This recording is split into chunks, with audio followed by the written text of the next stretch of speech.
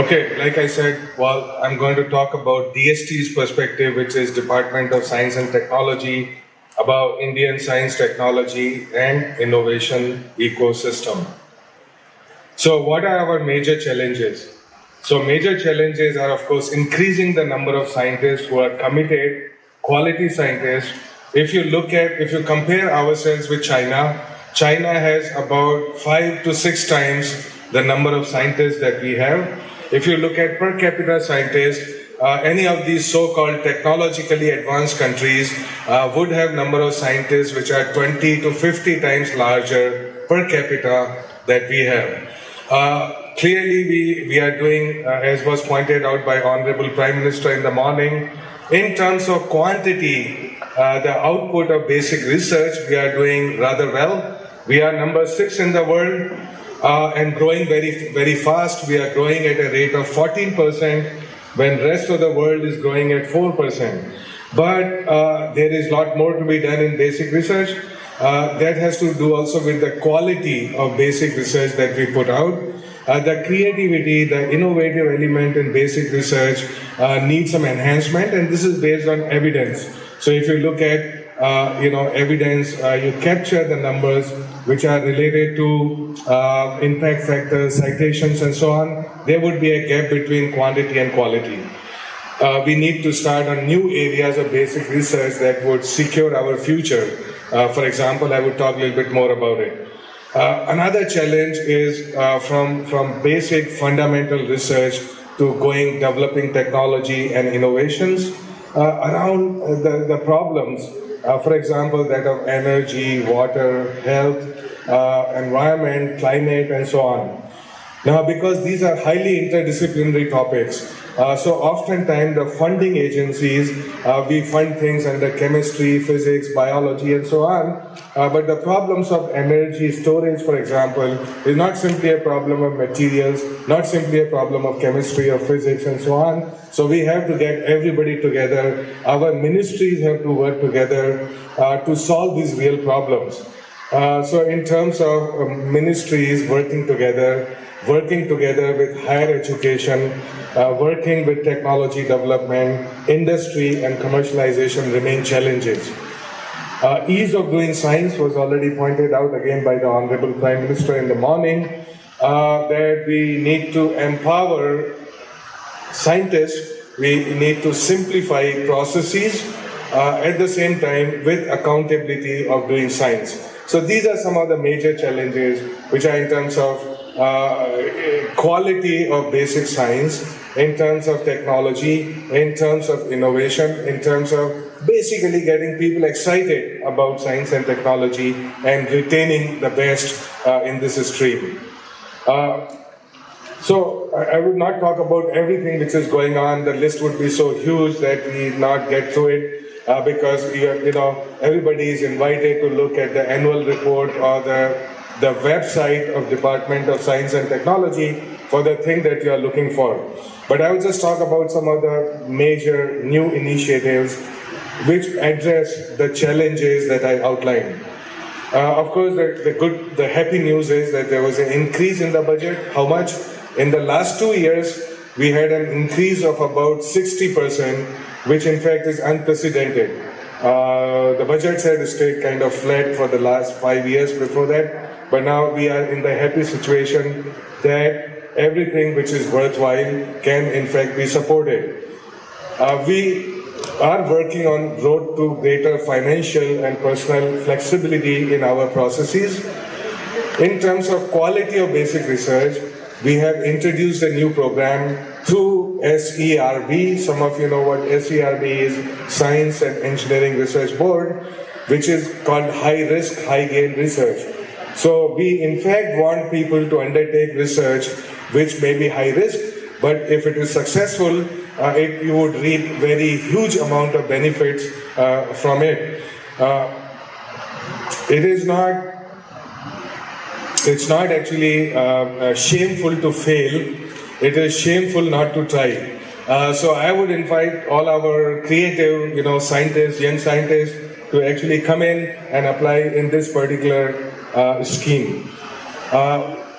There are two new schemes. We are working with other ministries in a very strong way. For example, MHRD has two schemes which are focused on research and development, which are, one of them is Imprint, the other is Uchitar Avishkar Yojana, and DST is a strong partner in both of these schemes in order to reach out the best of our scientists in universities, IITs, R&D institutions, and so on. There is a young scientist scheme. In fact, you want to, reverse the brain drain. You want to have brain gain and also provide opportunities for young people. One of them is National Postdoctoral Fellowship. About 1,000 of those are available. So until one gets the great permanent job that one is looking for, you want to shore up your CV, want to do great research meanwhile. So this would actually be a very good scheme. Also, people who join a place, it takes them time to set up their lab and get going. We want to cut down on this time. There was a time, for example, when I started my academic journey, it was very common for people to wait 5 to 10 years before they get their lab space, before they get support for research and get going. We don't want that. A young researcher who has recently joined a university, IIT, whatever, should get started with his or her research right away. And this particular scheme, the research initiation scheme, allows you to do that. Of course, we all know that we need to bring in 50% of our society in science and technology field, so which are women scientists. There is a huge scheme called Kiran now. It's got 3 components. Women scientists can do research and development working in a host institution. They can also do societal applications of science and technology working with an NGO, or can get trained in patent management. So all of these are very good streams for women scientists, but this is an area that needs to be scaled up hugely. What that means is it's not enough just to have, reach out to PhD women scientists, but you have to start from the early pipeline, from the bottom of the pyramid, which is at high school, girl students ought to get into these disciplines which are underrepresented for women scientists, which include, for example, all kind of engineering, technology, mathematics, physics, and so on. And so we want to have a very big push in that particular direction. What are the priorities or new programs? Again, Honorable Prime Minister in the morning had talked about cyber physical systems, big data. This is the future both of our country as well as humanity. It's going to be hugely challenging. What are cyber physical systems?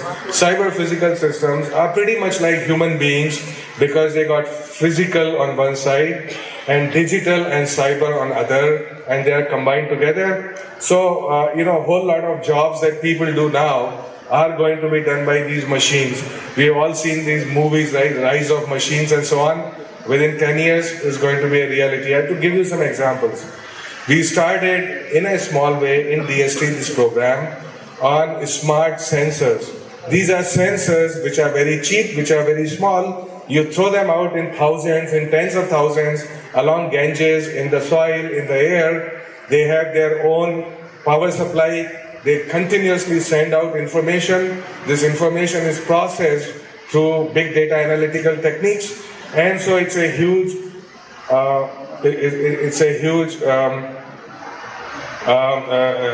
huge thing for taking decision making, for governance, for understanding actually what is going on, what kind of technology intervention is working or not working. I will just skip some of this. A very interesting thing is reconstructing our heritage in the cyberspace or digitally. So Humpy, for example, is an example. So you do 3D printing model of Humpy or any of the structures, and then build in all the information regarding that structure. So you can take actually a cyber walk through it. It looks like as if you are walking in the real structure over there. So this kind of technology is truly amazing. It's truly transformative. I would not be surprised that another 5 years from now you can actually walk into a museum here in Delhi and actually do the entire Bharat Darshan in a very effective way. visiting even the ghats of Banaras, taking a boat ride over there and get the real feel, the real texture of the journey. Waste management is very important, waste to wealth. There are three new areas which are extremely important for India. These are electronic waste, plastic waste, and biomedical and hospital waste. Clean fuels and clean coal technologies, a lot of it is being driven by Dr. Saraswat, Niti Aayog. A lot of it is driven by Principal Scientific Advisors Office, Dr. Chidambaram. And so we got into this game. This is where the whole punch is for the future. So we want to convert coal into chemicals, we want to convert coal into fuels. At the same time, our power generation is hugely dependent on coal. About 60% power is produced by coal. So all the carbon emissions and the energy efficiency there has to be hugely improved. Electric mobility is another program, right? So having better storage, electrochemical storage systems, and so on. Finally, let me say, you see, we as a nation need to grow at a rate of at least 8% for the next 30 years to get everybody out of poverty, right? If that is our goal, not all of this growth will come from rural sector. For example, agriculture would grow at about 4%. So the way a rural economy would grow is by taking a relevant micro industry to rural areas. I will give you an example of that. So we have to really think very hard. This particular challenge is clear and present. And there are huge challenges related to developing relevant technology for rural sector. I'll skip that. Here is the example. For example, if you take any agriculture waste or bio waste, using cogeneration techniques which are very efficient, you can convert that into many different things which are needed. These things are electricity, water, cold storage, so air conditioning for cold storage, and also power to run the crop processing machines. So all of that actually can be done, and the payback periods could be 2 to 3 years. So this would generate huge amount of employment, skills, and relevant resources in rural sector. So there is a whole suite of technologies which use local resources to satisfy local needs for rural areas. And so that is certainly a focus. Innovation ecosystem is important for all of us. It's important even more for the young people who are sitting here 5 years, 10 years from now, that we need to turn technology into innovation. So, what is new in that? We're saying, look, there's a new program called Nidhi, and this actually it covers the entire chain of innovation, or the entire pyramid of innovation, or whichever way you want to look at it. What is it? You need to scout for innovations, you need to showcase innovations, you need to train innovators, you need to mentor innovators, you need to convert ideas into prototypes, you need fellowship support for the people who want to have startups, you need seed support for people who want to have startups. So all of that has to be covered under innovation ecosystem. If there is a single weak link somewhere, then the whole chain will collapse. So this is a holistic way to address the problem of innovation ecosystem. We need to connect industries with technology startups that gives them early direction and mentoring, and a lot of that is happening. Already 200 companies have been connected, startups have been connected with big companies. There is a technology park being supported in IIT Gandhinagar, and our goal is to make a new technology park every year. Right? So 10 years from now, you would have 10 huge technology parks, which allow all the young people to walk in there, try out their ideas, generate wealth for themselves and jobs for others. At the same time, we should remember that, you see, not all innovations, not all relevant technology comes only from universities, IITs, or PhD students. There is a whole lot of things, ideas, that come from ITIs, that come from polytechnics, that come from farmers, that come from rural areas, that come from all sorts of people. And so therefore, scouting and mentoring these innovators and innovations is equally important, and we are working on that. So let me skip some of that because we're getting a little bit late. Of course, another dimension of doing science and technology is to have the best of global connects. These are some examples that tell you that India is working very strongly with large number of countries. In particular, Department of Science and Technology has active programs with 45 countries, of which, for example, US, UK, Germany, Japan, Israel now, and France, they are the big partners. Our approach to international collaboration is based on our needs and their strength. So we should not actually collaborate in any arbitrary area, right? If I already have the strength in that area, I don't need to worry about it. So we must see very clearly what our needs are, in which areas we need to grow, and then actually scout for these areas globally. To give you an example, we have new agreements with Japan in Internet of Things, in South Korea with robotics, with Israel in water for agriculture and cyber security. As was already talked about, there are lots of very strong programs with the USA and UK which are focused on clean energy, energy storage, building energy efficient materials and energy efficient buildings, and smart grids. The smart grid is the future for a country like India. So if you don't know what smart grid is, please look it up on Google Guru, and it's very exciting. I'll just give you a little bit about what is coming in 2017. So this is a trailer, if you would, for 2017.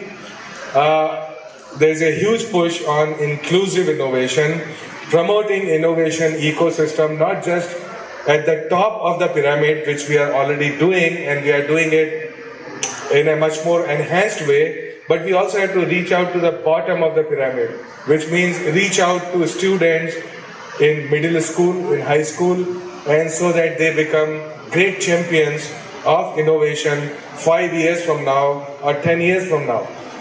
What we want to do here is reach out to 5 lakh schools in the country. There's 500,000 schools.